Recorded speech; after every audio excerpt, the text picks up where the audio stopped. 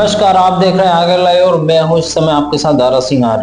तमाम प्रांतों में हम करेंगे राष्ट्रीय, जहां प्रदेश में, राष्ट्र में, जहां भी वर्ष 2025 मनाया जा रहा है। लेकिन 2025 जो मनाया जा रहा है, इसकी क्या परंपरा है, हमारा हिंदू वर्ष कब आता है, कैलेंडर वर्ष को लेकर क्या जानकारी है, तमाम जानकारी के लिए हमारे साथ में इस समय आर्य समाज के भीष्म पितामह कहे जाने वाले काशीराम जी आर्य अनल हमारे साथ मौजूद है। पहले तो हम जानेंगे कि काशीराम जी आर्य अनल लगाते हैं, तो अनल क्यों लगाते हैं, अनल का क्या महत्व है, पहले इस पर प्रकाश डालेंगे। तो बताइए कि अनल आप लगाते हैं, आपके नाम के पीछे क्या कारण है?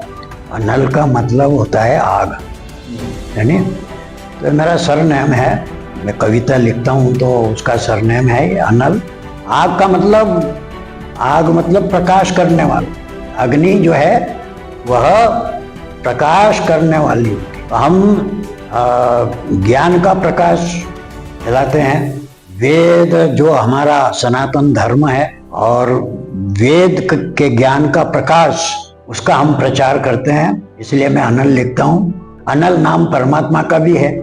अग्नि, अग्निनाय सुपथाराय, है नी? तो अग्नि नाम परमात्मा का भी है। अग्नि का मतलब आग भी है, तो इसलिए मैं अपने नाम के पीछे अनल लगाता हूँ।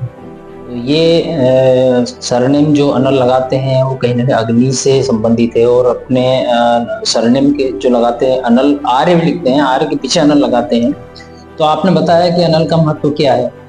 अब हमें बताइए कि जो नव वर्ष है ये कब से मनाना चाहिए और इसकी क्या परंपरा है? हाँ, हमारा जो ये जो 2025 आज से शुरुआत हुआ है, ये ईसवी सन है।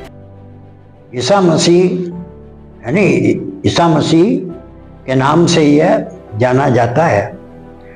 ये ईसवी सन, ये पाश्चात्य है, लेकिन हमारा भारतीय जो संवत्सर है वो चैत्र शुक्ला प्रतिपदा से ये हमारा भारतीय विक्रमी संवत्सर आरंभ होता है, और उसी दिन से सृष्टि संवत्सर भी आरंभ होता है।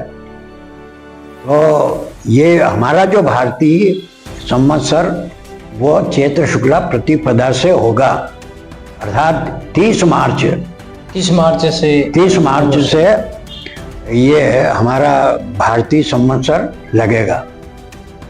लेकिन क्या है, आज की पीढ़ी इसी को नववर्ष मानती, जैसे 1 जनवरी लग गया है, 1 जनवरी 2025 से इसी पे जश्न मनाती है और बड़े बड़े आयोजन करते हैं। तो क्या इसके लिए तो ये हमारे ऊपर, क्योंकि पाश्चात्य रंग चढ़ा हुआ है, हम अपनी भारतीय संस्कृति को भूलते जा रहे हैं। ये उसी का परिणाम है। हमें जो है चैत्र शुक्ला प्रतिपदा को ही पर्व मनाना चाहिए, उत्सव मनाना चाहिए। ये जो हम मनाते हैं ये गलत है।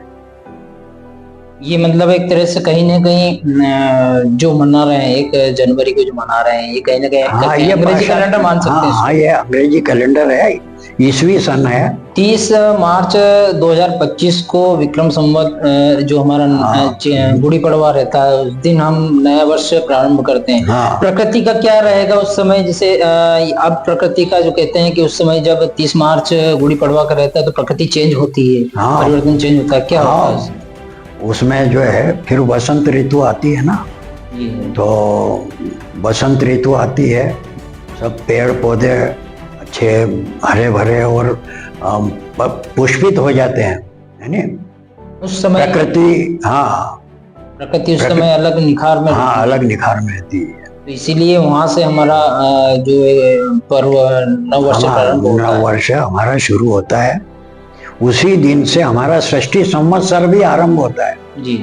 सृष्टि संवत 1,96,53,125 चल रहा है अभी। वो भी हमारा 26 हो जाएगा 30 मार्च के बाद। हाँ, वही उसी दिन, मतलब प्रतिपदा के दिन हमारा ये नया सृष्टि संवत्सर भी बदल जाएगा।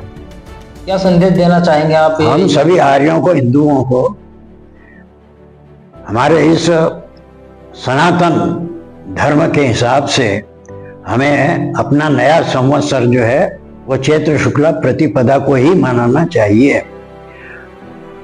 ये 1 जनवरी को न मनाते हुए, क्योंकि यह पाश्चात्य संवत्सर है।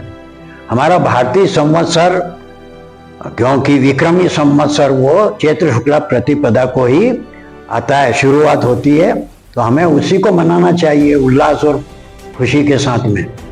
तो कुल मिला के हम ये कहेंगे कि जो